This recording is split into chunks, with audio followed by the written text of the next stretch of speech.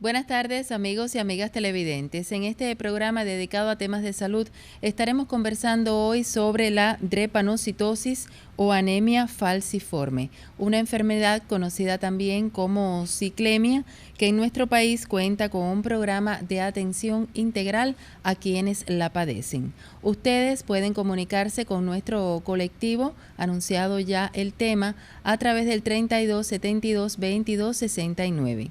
Recuerde que aquí siempre va a tener información veraz y oportuna de primera mano.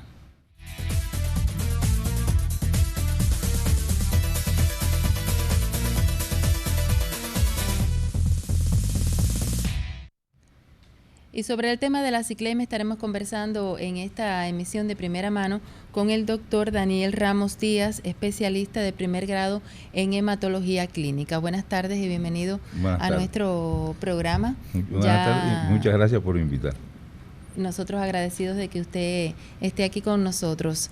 Ya anunciaba yo el tema del programa. Estaremos conversando sobre la ciclemia. Bueno, ¿qué es la ciclemia? La ciclemia es una anemia hemolítica hereditaria. Es la anemia hemolítica más frecuente que existe en el planeta, en nuestro planeta. Es una anemia que se debe a una alteración estructural de la hemoglobina, que en condiciones de desoxigenación provoca la polimerización, la deformación de los hematíes que provocan los eventos vasoclusivos, que son la base fundamental de la fisiopatología de esta enfermedad. A ver, es un poco difícil entender toda esa terminología para quienes no somos especialistas, es decir, y así hay un grupo de televidentes. De un modo un poco más cercano a la población en general, ¿cómo marcar esa diferencia? ¿Cuándo se es ciclémico? Como te decía, la ciclemia, lo tengo que explicar así, ¿no? La ciclemia, hay una alteración genética que provoca la hemoglobina normal en condiciones que es la hemoglobina A, no se polimeriza cuando se desoxigena. Por la alteración genética que ocurre en el paciente, ocurre un cambio de aminoácido, que es el ácido glutámico por la valina. Es complicado. Es muy complicado, sí. Pero esto que hace que la hemoglobina, cuando baja la concentración de oxígeno en la sangre, ¿qué pasa? Que de una forma soluble, que la hemoglobina soluble se hace un gel, se hace una gelatina, para que me entiendan. Se hace una gelatina y esta gelatina hace que el hematíe se deforme.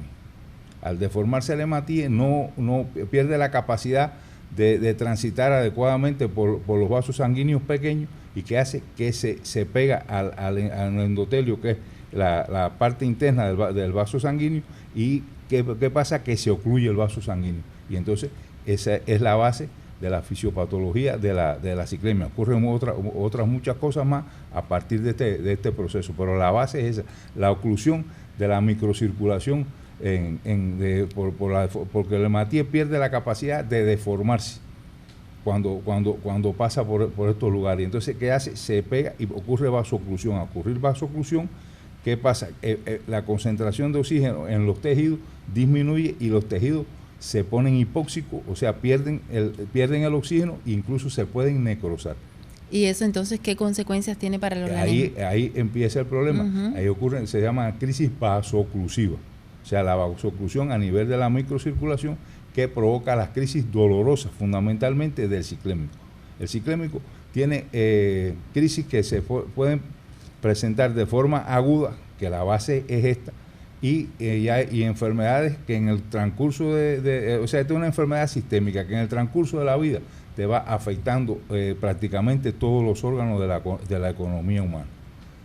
Esto va provocando trastornos neurológicos, pulmonares, cardiovasculares, renales, digestivos, hepáticos, e incluso afecta hasta la piel. Afecta. ¿Trastornos que siempre llevan implícito el dolor? No necesariamente. No necesariamente. Pero la base de todos estos trastornos generalmente es la oclusión de la microcirculación. Ocurren otras cosas. Estos pacientes tienen un trastorno de la inmunidad también, que les provoca que tengan facilidad para adquirir determinadas enfermedades infecciosas, sobre todo a nivel pulmonar. Esto porque tienen un trastorno de la inmunidad, que le facilita las infecciones, sobre todo a nivel pulmonar. ¿Y cómo se comporta este padecimiento en Cuba y en particular en nuestra provincia de Camagüey? En Cuba aproximadamente el 3,08% de la población porta el gen de la ciclemia, o sea, el gen de la enfermedad. Y en nuestra provincia alrededor del 2,5 por ahí es que afecta a la población general. O sea, es el portador del gen, no es el paciente enfermo. Que es una otra cosa. A ver, eso creo que debíamos explicarlo. Es el portador del gen, o sea, es el portador de la alteración genética que puede desarrollar la enfermedad. Para usted desarrollar la enfermedad, tiene que ¿cómo se llama? Tener afectados los dos genes que regulan la formación de la hemoglobina. ¿Usted me entiende? Generalmente esta población porta un solo gen, que es el paciente que es portador de la enfermedad. Pero no la padece. La padece. Entonces, vamos a ejemplificar, es una enfermedad genética. Es una enfermedad genética. Una enfermedad genética. Es decir, para que de una pareja resulte un niño que sí padezca la enfermedad, ¿cómo tendría que ser? Tienen que ser los padres portar los genes. ¿Portadores o puede haber uno enfermo? Uno enfermo y uno portador, pero los dos tienen que tener el gen de la enfermedad. Uh-huh. No es como, por ejemplo, la hemofilia, que la hemofilia es una enfermedad que tiene sus características genéticas, pero pueden ocurrir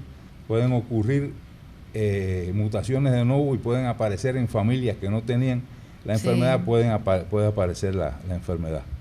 Aquí, hasta donde yo sé, es así. Los dos padres tienen que ser portadores de la enfermedad. Entonces eso supone que hay familias donde donde por supuesto se va heredando esta enfermedad. Y hay un control de esas familias y de esos pacientes. Generalmente no hay un control de la familia. Pero sí de los pacientes. Pero los pacientes sí tenemos un control de los pacientes. Nosotros tenemos un control de los pacientes. Y a ver cómo... generalmente, más adelante vamos a hablar del programa. Para que entiendan cómo se hace, cómo se hace el diagnóstico prenatal, cómo se siguen todos estos pasos para diagnosticar la enfermedad, diagnosticarla lo más rápido posible, aplicarle el tratamiento al niño desde que es pequeño y que el niño vaya no tenga las complicaciones que tendría si no se le aplicaran estos tratamientos. Claro, si no se diagnostica a tiempo. Si no se diagnostica a tiempo, efectivamente.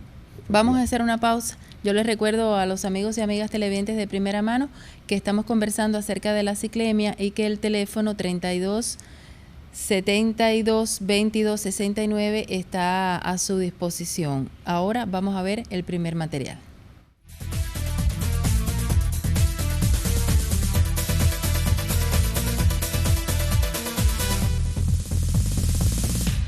Además de un historial médico completo y examen físico, los procedimientos de diagnóstico para la anemia depranocítica pueden incluir pruebas de sangre, un historial familiar completo y resultados del examen del recién nacido.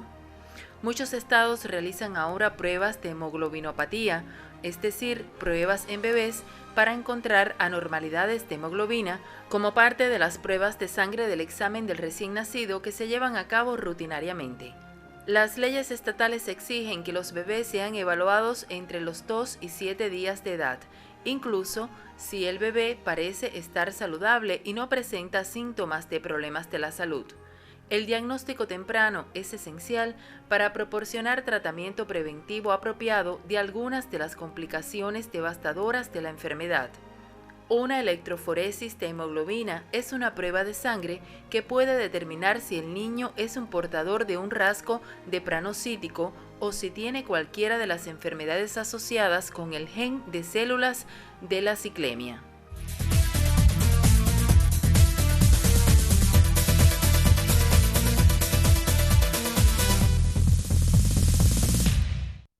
Doctor Daniel, antes de comenzar a hablar acerca del programa que existe en nuestro país para atender a las personas con ciclemia, quiero hacerle una pregunta que tiene que ver con la raza. ¿Dónde predomina la enfermedad y por qué? La enfermedad en realidad predomina en la raza negra. y predomina la raza negra porque nosotros, la población nuestra tiene una un gran por ciento de personas de la raza negra, y porque es una enfermedad que surge fundamentalmente en la zona del África tropical, como un mecanismo de defensa. Esto es una cosa paradójica, como un mecanismo de defensa para protegerse del paludismo. Las personas que portan el gen de la ciclemia se dice no, en realidad tienen una menor probabilidad de adquirir el paludismo. Y entonces, como un mecanismo adaptativo, el ser humano en su proceso de selección hizo esta mutación para protegerse, y en realidad al final provocó otro problema de salud. Ahora, ¿puede padecerla cualquier persona? La puede padecer cualquier persona. Hay otros lugares donde se diagnostica la ciclemia, en esta parte del Mediterráneo, en Grecia, en algunas partes del Oriente Medio también hay ¿cómo se llama? Pacientes ciclémicos, o sea, hay un predominio de la enfermedad. Entonces vamos a conversar acerca del programa cubano, cuál es la importancia que tiene, los pilares fundamentales en función de lo que usted comentaba ahorita, que tiene que ver con esa detección temprana para luego tratar a ese niño y luego adulto. Existe un programa de atención al paciente ciclémico que incluye la prevención, porque hay que tratar de prevenir que los niños no nazcan enfermos, ¿no? Y prácticamente aquí en Cuba a todas las mujeres embarazadas se les realiza una electroforesis de proteína, de hemoglobina, durante el inicio del embarazo, para determinar si son portadoras, porque cuando son enfermas generalmente ya uno lo sabe. Claro. Para determinar si son portadoras. Si son portadoras, se le hace la electroforesis al esposo para ver la posibilidad que existe de que el paciente, el niño, el producto de la concepción, sea un ciclémico. Entonces viene aquí el diagnóstico prenatal, que se hace en diferentes estudios, que son estudios genéticos que se hacen en el Centro Nacional de Genética, para determinar si el niño es un portador o es un enfermo. Y cuando estas cosas no se pueden realizar, ¿qué pasa? Entonces, cuando el niño nace, se hace el diagnóstico perinatal de la enfermedad. En cuanto el niño nace, se le hacen los estudios para determinar si el niño es un enfermo o es un portador. Si es un enfermo, ya enseguida se incorpora al programa, y desde las edades tempranas el niño comienza a ser atendido por un hematólogo pediátrico. Ahora, en caso de que, digamos, se hace esta prueba a las mujeres en el embarazo, son mujeres sanas, no son portadoras, luego que nace el niño, ¿hay alguna prueba también en busca de la ciclemia? Sí, cuando ese es el diagnóstico perinatal, o sea, cuando usted no pudo hacer el estudio genético para hacer el diagnóstico prenatal antes del nacimiento, usted hace el diagnóstico perinatal, que se hacen dos estudios fundamentales, que son la electroforesis de hemoglobina, y otro estudio que se hace, que no se menciona mucho, pero lo que se hace, que es importante, que es la prueba de solubilidad. Cuando estos estudios entonces dan positivo, entonces se hace el estudio de los padres del niño. Ahora, ya, nacido el bebé que sí padece la enfermedad o es portador, ¿cómo continúa sus acciones este programa? Sí, este programa tiene un programa que el hematólogo pediátrico es el que en realidad se dedica a esto. Ellos tienen un seguimiento por consulta. Esta es una enfermedad que viene a padecer los síntomas entre los 6 meses y el año de edad. Al principio no padece los síntomas porque el niño generalmente tiene todavía una alta concentración de hemoglobina fetal, y entonces no hay vasoclusión, no aparecen las crisis vasoclusivas, que son las crisis que generalmente aparecen en las edades tempranas después que el niño nace. Pero sí, generalmente después de la cuarta semana, la quinta semana, cuando usted sigue al niño, usted ve que el niño empieza a tener una disminución progresiva de la hemoglobina. Pero entonces, ya a partir del sexto al año, del sexto mes al año, que comienzan los síntomas de la enfermedad, que son fundamentalmente las crisis vasoclusivas, que en los niños son características, son las crisis vasoclusivas mano-pie, que son crisis que le provocan dolores intensos en las manos y en los pies a los niños se le inflaman. A esta edad las crisis de secuestro no son frecuentes, porque las crisis de secuestro también son más frecuentes, igual que el sistema nervioso central, son más frecuentes en los niños que en los adultos, pero se ven también en edades más avanzadas, pero siendo niños. Es decir, sobre todo dolor, inflamación, dolor e inflamación, pies. Sí. Dolor, y el dolor, esa es una crisis que es característica del niño, pero el dolor puede ser a cualquier nivel óseo puede ocurrir el dolor, pero las crisis mano-pie sí son características del niño. Incluso hay crisis mano-pie que cuando se repiten le provocan acortamiento de deformaciones óseas, sí, al niño, con acortamiento de los dedos, porque generalmente ocurren en la falange y en los metacarpianos. Ocurren a nivel óseo, generalmente es donde más ocurren las crisis vasoclusivas dolorosas. ¿Requieren ingresos los pacientes con frecuencia, sí, ya sean niños o adultos? Hay pacientes, hay varios fenotipos, lo que le explicaba ahí, hay varios fenotipos de pacientes, hay fenotipos que son poco sintomáticos y otros fenotipos que son muy sintomáticos, que son los pacientes, mientras el paciente es más sintomático, tiende a tener más complicaciones en el transcurso de la vida. El paciente menos sintomático no hace compromiso orgánico, no hace tanto compromiso orgánico como el paciente que es sintomático. Hay pacientes que son muy sintomáticos y que sí requieren ingresos continuos por el problema de las crisis, que son crisis que el dolor, son crisis con dolores intensos óseos, que la mayoría de las veces hay que aplicar hidratación, que puede ser incluso oral, pero cuando el paciente se agrava, la hidratación debe ser parenteral, y el uso fundamentalmente de analgésico y de antiinflamatorio. Ahora, ¿cómo el programa enseña tanto a los padres como a los pacientes cuando ya comienzan a crecer, ¿no? Sí. A vivir con esta enfermedad, a que tengan mejor calidad de vida? Sí, a los pacientes generalmente se le enseña fundamentalmente a los padres desde que los niños son pequeños que los hábitos higiénico-dietéticos. Son pacientes que generalmente no tienen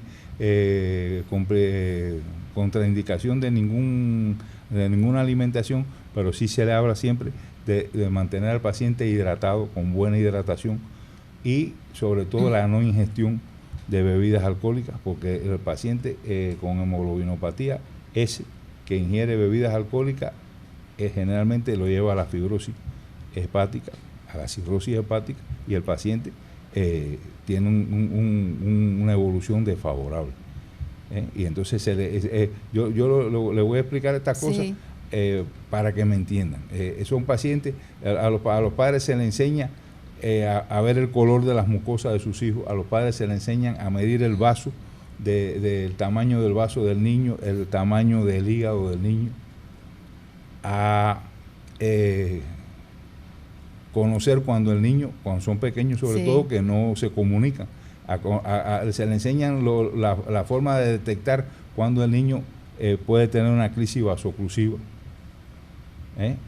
Esas son cosas importantes. En el caso del vaso y del hígado, sobre todo el vaso en los niños, se le hace esto para que el padre conozca que si hay un aumento progresivo del vaso con caída o palidez de las mucosas, debe llevar al niño rápidamente al médico, porque es una crisis de secuestro esplénico, y las crisis de secuestro esplénico pueden poner en peligro la vida del niño, incluso provocarle la muerte.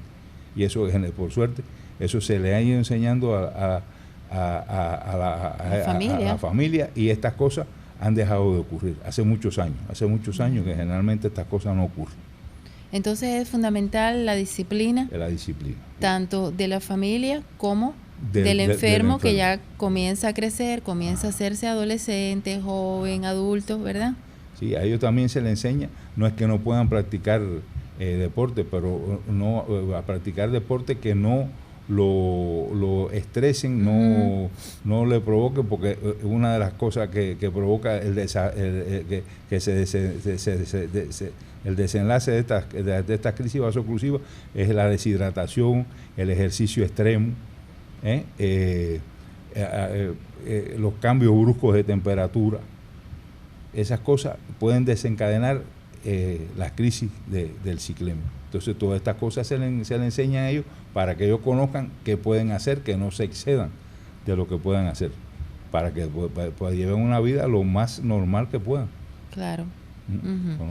Vamos a hacer otra pausa, doctor, en la conversación, pero continuamos con el tema, con el siguiente material.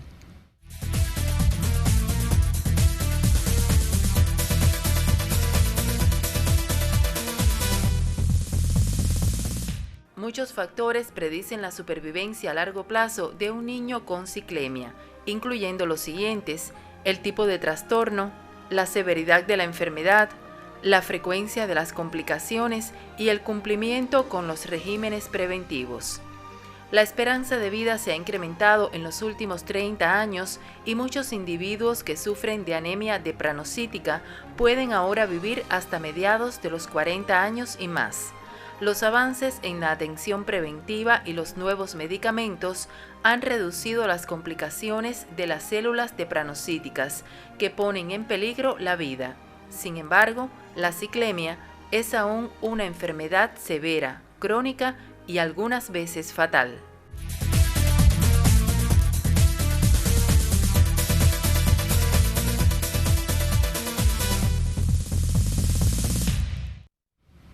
¿Tienen que tener de por vida tratamiento los ciclémicos, doctor? Sí, el ciclémico, el tratamiento fundamental, como yo decía, es el tratamiento higiene-dietético, fundamentalmente la hidratación que tienen que tener este tipo de pacientes, el uso del ácido fólico, porque es una anemia hemolítica crónica, como decía que necesita cantidades de ácido fólico superior a la que necesita una persona normal. Se ha introducido el uso de la hidroxiurea, que es un medicamento que es un citostático, pero con bajo nivel mutagénico, y que ha disminuido mucho la aparición de las crisis vasoclusivas, las crisis hepáticas, las crisis del sistema nervioso central. Prácticamente este es un medicamento que ha revolucionado y ha mejorado la calidad de vida de los ciclémicos, que el anuncio decía que más de 40 años. Más de 40 años. Nosotros tenemos ciclémicos o hemoglobinopatía S que tienen más de 50 años, más de 60 años, incluso tenemos dos que tienen más de 80 años. O sea que la esperanza de vida ha aumentado en esto. Ha aumentado bastante, sí. Ha aumentado bastante. Sí, ha aumentado. Pero depende sobre todo de esa disciplina. De la disciplina, tener un régimen disciplinario, yo diría así, de su familia y su autoestima, su condición, que sepan reconocer que tienen una enfermedad que no es que lo vaya a invalidar, pero que tienen que cumplir una serie de aspectos para tener una calidad de vida lo más buena posible. ¿Se considera una enfermedad invalidante? Sí, puede ser una enfermedad invalidante, sobre todo cuando ocurren alteraciones fundamentalmente a nivel del sistema nervioso central, que deja secuelas, la crisis vasoclusiva del sistema nervioso central. ¿Qué tipos de alteraciones, por ejemplo, en ese caso? Las alteraciones fundamentales son las enfermedades cerebrovasculares, que pueden ser enfermedades cerebrovasculares oclusivas o hemorrágicas, que van a dejar secuelas fundamentalmente motoras y sensitivas de todo tipo de... En caso de que eso sucediera, ¿se pueden someter a rehabilitación, digamos, que puedan devolver facultades? Sí, generalmente incluso le pueden provocar la muerte, pero eso ya por suerte prácticamente, como dice uno, ya no ocurre. Esto ocurre generalmente en la edad temprana de la vida. Generalmente estas cosas ocurren alrededor de los 4 años. Estas crisis son más frecuentes en los niños pequeños que en los adultos. Y entonces, como con este programa, como se le enseña al familiar, fundamentalmente a su mamá, a su papá, al tutor, cómo deben hacer las cosas niños, esto en realidad ha disminuido bastante, significativamente. Significativamente. Pero bueno, por ejemplo, en ese caso, si son pequeños, se rehabilitan y logran recuperar. Se rehabilitan, incluso hay pacientes que logran rehabilitarse completamente. Eso en dependencia de la intensidad del evento que tuvo. Claro. Pero estas cosas generalmente ocurren